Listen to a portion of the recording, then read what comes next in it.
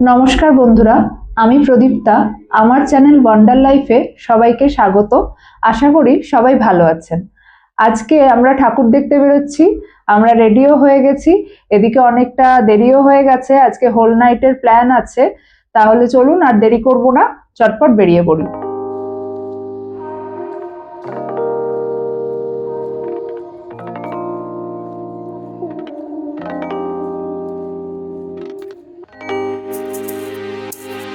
সারা city থেকে চাকানের জন্য direct auto পাওয়া যায়, সেরকমই একটা অটোতে আমরা উঠে পড়েছিলাম। আমরা এখন চাকানে এসে পৌঁছেছি। ওখান থেকে ভর্তির জন্য অটোতে উঠেছি। এখনো অটো ভর্তি হয়নি, দেখা যাক। অটো ভর্তি হলে হয়তো ছাড়বে। আমাদের অটো ছেড়ে দিয়েছে, তো দেখি কতক্ষণে পৌঁছাই।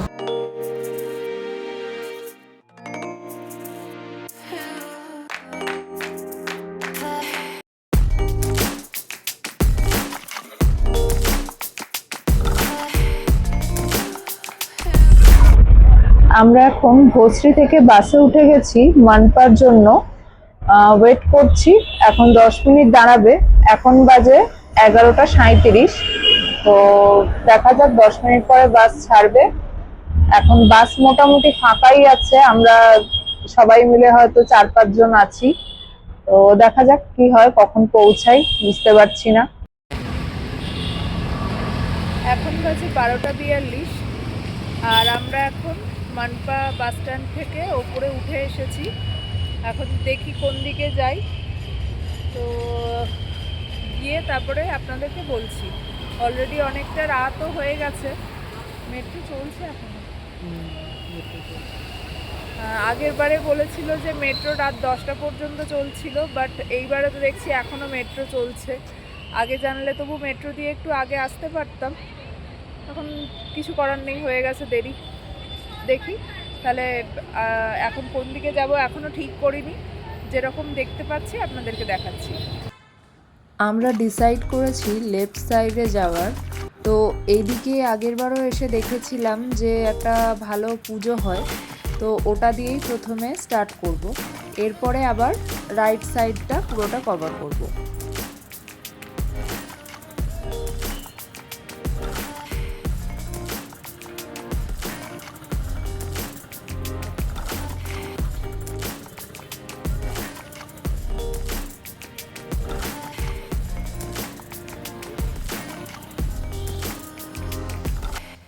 আমরা অলমোস্ট পৌঁছেই গেছি। এই হলো প্যান্ডেলের এন্ট্রান্স। এই প্যান্ডেলটার নাম হলো শিবাজীনগর সার্বজনিক গণেশ উৎসব মণ্ডল। এটা পিএমসি যেটা আছে, যে পুনে মিউনিসিপ্যাল কর্পোরেশন, সেটার যে হেডকোয়ার্টারটা আছে, মেন হেডকোয়ার্টার যেটা শিবাজীনগরে আছে, তার ঠিক অপোজিটে এই প্যান্ডেলটা রয়েছে। এই প্যান্ডেলটা প্রত্যেকবারই ছোটোর ওপরে বেশ সুন্দর হয়। যেহেতু এই দিকেই একটাই ঠাকুর কাছাকাছির মধ্যে পড়ে, তো আমরা প্রতিবারই এই ঠাকুরটা দিয়েই দেখা শুরু করি। এখানে বসে আছেন নন্দী মহারাজ, আর মণ্ডপের ভিতরে প্রথমেই এখানে একটা শিবলিঙ্গ আছে। শিবলিঙ্গ না, শিব ঠাকুর বলা যায়। আর এখানে বসে আছেন গণেশজি। তবে প্যান্ডেলটার কালার কোঅর্ডিনেশন কিন্তু আমার খুব পছন্দ হয়েছে। মানে বেশ একটা মনে হচ্ছে পুরনো কোনো একটা মন্দিরে এসে পৌঁছেছি। আমরা এখন চলেছি শনিবার বাড়ার দিকে, যদিও অতটা পর্যন্ত এগোবো না। তার আগেই বাঁ দিকে সম্ভবত একটা গলি পড়ে, সেইখানে আরও দুটো ঠাকুর দেখেছিলাম। এখন ঘড়িতে প্রায় 1টা বাজে, তো ভিড় তো দেখতে পাচ্ছেন ভালো রকমই আছে। তো এখানে আসা হয় আমাদের খুবই কম। এত দিনে বোধহয় আমরা 2বার গেছি, তাও গণেশ পুজোর সময়ই মোস্টলি গেছি। আর একবার বোধহয় মানে দিনের বেলাও এসেছিলাম, যদিও দিনের বেলা রাত্রিবেলার মধ্যে অনেকটাই পার্থক্য হয়। আর যেহেতু এই জায়গাগুলো একটু মানে কম আসা হয়, সেই কারণে খুব একটা মানে চিনতেও পারছি না। তো একটু খুঁজে দেখতে হবে এদিক ওদিক গিয়ে। এদিকে তো দেখতে পাচ্ছেন ছোটোখাটো একটা মেলা বসে গেছে, প্রচুর দোকানদানি হয়েছে, নানা রকম জিনিস আছে। যেমন জুতোর দোকান, সাজের জিনিস, ব্যাগের দোকান, জামা কাপড়ের দোকান, খাওয়া দাওয়ার দোকান তো আছেই। তো দেখতেই পাচ্ছেন প্রচুর লোকও হয়েছে। এখন যে এত রাত হয়েছে সেটা কেউ বলবে না। একটা 6 হলো, দেখি এইদিকে ছিল না ওই প্যান্ডেলটা, দেখে আসি। ওই তো দেখা যাচ্ছে আলো। ওখানে দুটো হয়। হ্যাঁ, পরপর দুটো আছে। মানে আগের বার তো তাই দেখেছিলাম, এইবারে দেখি। এই হলো আমাদের দেখা সেকেন্ড ঠাকুর, যেটা হলো ভারত মিত্র মণ্ডল, পুনে। আমি যদিও খুব একটা ভালো মারাঠি তো একদমই পড়তে পারি না, হিন্দি খুবই কষ্ট করে পড়ি। তো যদি কিছু ভুল হয় উচ্চারণে তো প্লিজ কমেন্টে ওটা শুধরে দেবেন। যাই হোক, এই ঠাকুরটাও প্রতিবারই ছোটোখাটোর মধ্যে খুব সুন্দর করে। এইবারও বেশ লাইটিং দিয়ে একটা অন্যরকমই করেছে, দেখলাম ভালো লেগেছে। চলুন এবার নেক্সট ঠাকুরের দিকে এগোই। নেক্সট ঠাকুরটা বলতে পারেন আগের যে ঠাকুরটা দেখলাম সেটার একদম পিছনেই, জাস্ট 1 থেকে 2 মিনিট হাঁটা ডিস্টেন্স। তো এই ঠাকুরটা হচ্ছে বিজয় অরুণ মণ্ডল ট্রাস্ট, যতটুকু পড়ে মনে হচ্ছে, যদিও অনেক কষ্ট করে পড়েছি। তো এই প্যান্ডেলটা আগের বারে এতটা বড় করেনি, এইবারে দেখছি বেশ ভালোই বড় করেছে। চলুন ভিতরটা দেখে নিই। বাহ, প্যান্ডেলটা তো খুব সুন্দর লাগছে। এটা একটা মনে হচ্ছে জঙ্গল থিম করেছে, বেশ গ্রিন লাইট দিয়ে ভিতরটা পুরো ডেকোরেশন করেছে। এদিকে কি সুন্দর প্রজাপতি আছে প্রচুর, ওপরে পাখিও দেখতে পাচ্ছি, আর তার মাঝখানে গণপতি বাপ্পা বসে আছেন। বাহ, খুব সুন্দর লাগলো। এটা তো দেখা হয়ে গেল, চলুন এবার তাহলে নেক্সট প্যান্ডেলের উদ্দেশ্যে বেরিয়ে পড়ি। ও মাই গড, বাইরে বেরোতেই পুরো জনসমুদ্রের মাঝখানে মনে হচ্ছে হারিয়ে যাব। কোথায় যাব, কোন দিকে যাব কিছুই বুঝতে পারছি না। দেখি, চলুন সামনে এগোতে থাকি। কি দেখেছিলাম সব ভুলে গেছি আগের বারে। আর এখানে রাস্তার পাশে পাশে প্রচুর মানে দোকানদানি বসেছে, এরকম লেহেঙ্গা, কুর্তি, সালোয়ার এইসব মানে খুব সস্তায় পাওয়া যায়। লেহেঙ্গা তো মোটামুটি 600-700 থেকে রেঞ্জ ওরা তো স্টার্ট করে। তো আপনারা চাইলে এসে দেখতেই পারেন। দেখতে দেখতে পৌঁছে গেলাম শনিবার বাড়া। এই রাতের অন্ধকারে শনিবার বাড়াটা কীরকম একটা অন্যরকম দেখতে লাগে, তাই না? এই শনিবার বাড়ার ঠিক অপোজিট ফুটপাতেই একটা ছোটোখাটো ফুড হাব আছে। তো এখানে খুব রিজনেবল প্রাইসে খাবার দাবার পাওয়া যায় এবং যথেষ্ট ভালো এবং ফ্রেশ পাওয়া যায়। সারা রাত এই টাইমে দোকানগুলো খোলা থাকে। তো আমরা প্রতিবারই যখন আসি এখান থেকেই খেয়ে নিই। তো এইবারেও এখান থেকেই খেয়ে নেব। তো দেখি কি অর্ডার দেওয়া যায়। অনেক এখন গেছে খাবারের অর্ডার দিতে, আমি এখন ওয়েট করছি। ওর মনে হয় হয়ে গেছে অর্ডার দেওয়া, আসছে। আর এই যে ফুড হাবটা বলছিলাম, ভিতর থেকে দেখিয়ে দিচ্ছি। দেখুন এখন রাত্রি প্রায় 1:30টার ওপরে বেজে গেছে, এখনো কতটা ভিড়। তো খাবারটা এলেই আমরা চটপট খেয়ে নেব, নিয়ে তাড়াতাড়ি এখান থেকে বেরিয়ে পড়ব, কেননা প্রচুর ঠাকুর দেখার আছে, না হলে দেরি হয়ে যাবে। এসে গেছে আমাদের গরমাগরম অল ভেজ চিজ পিৎজা। এমনিতেও পিৎজা আমার আর অনেকের দুজনেরই প্রচণ্ড ফেভারিট। তাই চলুন আর দেরি না করে চটপট খাবারটা শেষ করে ফেলি। এটা এবারে একটা ইউনিক জিনিস দেখলাম, আমি আগে কখনো দেখিনি, অন্যবারে হয় কিনা জানি না, এবারে আমি প্রথমবার দেখলাম। তো বেশ ভালো লাগলো। যদিও এটাকে কি বলে আমি জানি না, যদি কেউ জেনে থাকেন আমাকে একটু কমেন্ট করে জানাবেন। এরপর আমরা যেটা দেখতে যাব সেটা হলো গ্রাম দেবত শ্রী কসবা গণপতি মন্দির। এরপর বেশ খানিকটা হেঁটে এসে ভিতরে যখন প্যান্ডেলের কাছে এসে পৌঁছালাম তখন দেখলাম এন্ট্রি বন্ধ হয়ে গেছে। তো আমরা বাইরে থেকেই মোটামুটি আপনাদের দেখিয়ে দিচ্ছি। এরপর আমরা যে ঠাকুরটা দেখতে চলেছি সেটা হলো কসবা গণপতি, শ্রী কসবা গণপতি। তো এই ঠাকুরটা প্রত্যেকবারই প্রচণ্ড লাইন পড়ে এই ঠাকুরটা দেখার জন্য, ভীষণ ভিড় হয়। তো এখানেও আপনারা দেখতে পাচ্ছেন যে একটা হিউজ লাইন পড়েছে। ওইদিকে এখন মানে যেতেই পারছি না আমরা, যে এতটা ভিড় হয়েছে ওই পাশে, মানে লাইন ঠেলে এত লোককে মানে মানুষ ঠেলে যাওয়াই মুশকিল হয়েছে।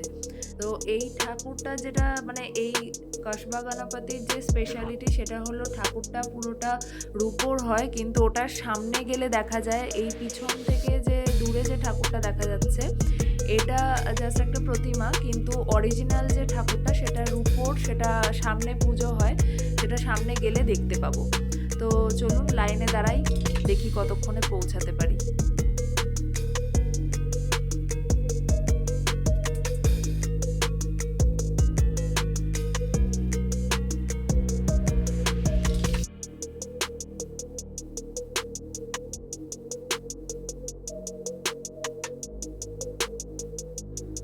এই হলো যেটা অরিজিনাল মূর্তি। এখানে দেখতে পাচ্ছেন এখানে প্রচুর ভিড়, বেশিক্ষণ দাঁড়াতেই দেবে না। আমি কোনো রকমে আপনাদের একটু দেখিয়ে দিলাম। এটা আমাদের 6 নম্বর ঠাকুর। এটা হলো ফনি আকি তালিম ট্রাস্ট পাবলিক গণেশোৎসব মণ্ডল। তো এখানের যে ঠাকুরটা হয় এটা প্রত্যেকবারই এরকম মানে একটা দাঁড়ানো মূর্তি হয়। অন্যান্য জায়গায় দেখা যায় মানে গণেশজি বসে আছেন, বাট এখানে দেখা যায় দাঁড়িয়ে আছেন। ঠিক এরই অপোজিটে এই কটা বাচ্চা এরকম লাল নীল মুখে পেন্ট করে দাঁড়িয়ে আছে। আমি প্রথমে পিছনে ঘুরে ভেবেছিলাম এরা স্ট্যাচু, তারপরে নড়াচড়া দেখে বুঝলাম যে না না মানে এরা জীবন্ত আর কি। তো বেশ মজা পেয়েছি দেখে, এবং ওরাও বেশ মজা করেই সবার সাথে ফটো টটো তুলছে। চলুন এবার এগিয়ে চলি নেক্সট ডেস্টিনেশনের দিকে। হঠাৎই খেয়াল করলাম আমরা এখন যে রাস্তাটা দিয়ে যাচ্ছি সেটা হলো লালমহলের ঠিক পিছন দিকটা। তো লালমহলের হিস্ট্রিটা আমি খুব ছোট করে একটু বলে নিই। এই লালমহলটি বানিয়েছিলেন শাহাজি ভোসলে তার ওয়াইফ জিজাবাই এবং ছেলে শিবাজি মহারাজের জন্য, এবং এখানেই শিবাজি মহারাজের ছোটবেলাটা কিন্তু কেটেছিল। কাজেই বুঝতেই পারছেন লালমহলের ঐতিহাসিক গুরুত্ব কিন্তু বিশাল। এরপর হাঁটতে হাঁটতে আমরা শনিবার বাড়ার পরেই একটা 4 মাথার মোড় আছে, সেইখানে এসে পৌঁছালাম। হরিভাই ভি দেশাই কলেজের সামনে দিয়ে যে রাস্তাটা গেছে, অর্থাৎ শনিবার বাড়ার পাশ দিয়ে যে রাস্তাটা গেছে ওই রাস্তা দিয়ে সোজা এগোলেই আর একটা ঠাকুর পড়ে। তো আমরা এখন সেটাই দেখতে যাচ্ছি।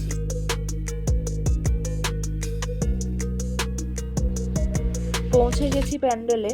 তো এখানে বেশিরভাগ প্যান্ডেলেই জুতো খুলে ঢুকতে হয় খালি পায়ে, তো এন্ট্রান্সটা মনে হয় ওই দিকে। তো চলুন জুতো খুলে আপনাদেরকে দেন দেখাচ্ছি। চলুন তাহলে দেখে নিই।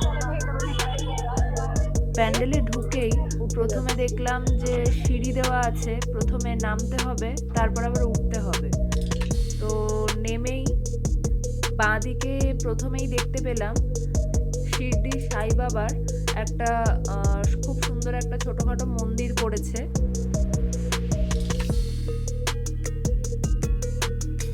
তারপরে সিঁড়ি দিয়ে আবার উঠে গেলাম।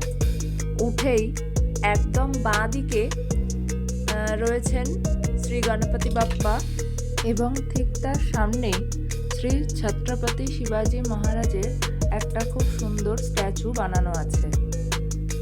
অনেকে তার সামনে দাঁড়িয়ে ছবিও তুলছে। লোকজন ছবি তুলতে থাকুক, ততক্ষণে চলুন আমি সাইড দিয়ে গিয়ে আপনাদের বাকি যে প্যান্ডেলটা দেখিয়ে নিই। আমার যতদূর মনে পড়ছে আগের বারও এই জায়গাটা সেম করেছিল, যদিও আমি পুরোপুরি থিমটা বুঝতে পারিনি, বাট আমার এটা মনে হয়েছে যে এটা হয়তো পার্ট অফ ওয়েস্টার্ন ঘাট রেঞ্জ, যেটা মহারাষ্ট্রে অবস্থিত, এবং মহারাষ্ট্রে এটাকে সহ্যাদ্রি পর্বতমালা বলা হয় বা সহ্যাদ্রি রেঞ্জ বলা হয়, এবং তারই বিভিন্ন অংশে যে ফেমাস মন্দির আছে, ফোর্ট আছে, সেগুলোকেই লোকেটেড করা হয়েছে। চলুন তাহলে এটা তো দেখা হয়ে গেল, এবার পরেরটার দিকে এগোই। এখানে বলে রাখি, আমরা যেহেতু সারা রাতের জন্য ঘুরেছিলাম, তো পুরো একটা ব্লগে সব তো দেখানো পসিবল নয়। তো আজকের ব্লগের এটাই শেষ ঠাকুর। এটা হলো নানা হাওদ তরুণ মণ্ডপ। তো এই ঠাকুরটাও মানে বেশ প্যান্ডেলটা ছোটোখাটোর মধ্যে, বাট কালার কন্ট্রাস্টটা খুব সুন্দর করেছিল, ভিতরে আলো টালো খুব ভালো দেওয়া ছিল, মানে আমার খুব ভালো লেগেছে। রাতের অন্ধকারে তো এই আলোটা খুব সুন্দর লাগছিল। এই জিনিসটা বহু প্যান্ডেলেই দেখা যায়, কোথাও নন্দীজির মুখ থেকে জল পড়ে, না হলে কোথাও শিবের মাথা থেকে জল পড়ে, এবং যারা টাকা পয়সা দেয় তো তারা এইখানে জলের মধ্যেই মানে পয়সা ফেলে দেয়। প্যান্ডেলের গায়ে অনেক গণেশের প্রতিমা এরকম বানানো আছে, এবং তার সামনে দিয়েই আমরা গিয়ে দাঁড়ালাম যে মেন গণেশ মূর্তি তার সামনে। অবশেষে সামনে থেকে দেখার সুযোগ পেলাম, তো আপনারাও দেখে নিন। এরপরে আমরা চলে যাব পরের প্যান্ডেলের উদ্দেশ্যে, কিন্তু আজকের মতো ব্লগটা এখানেই শেষ করব। পরের প্যান্ডেলের আমরা যেখানে যাব সেখান থেকে পরের ব্লগটা আমরা শুরু করব। এতগুলো ঠাকুর বুঝতেই পারছেন একটা ব্লগে দেখাতে যাওয়াটা পসিবল নয়, কারণ আমরা সারা রাত ধরে প্রচুর ঠাকুর দেখেছি। তো সেই কারণে আজকের মতো এখানেই শেষ করছি। শুভরাত্রি, সবাই ভালো থাকবেন। তবে হ্যাঁ, নেক্সট পার্টের জন্য সবাই কিন্তু ওয়েট করে থাকবেন, তার কারণ পুনের 3টে সবচেয়ে বড় ঠাকুরই কিন্তু নেক্সট পার্টে থাকবে। তো দেখতে ভুলবেন না, অবশ্যই সাথে থাকুন।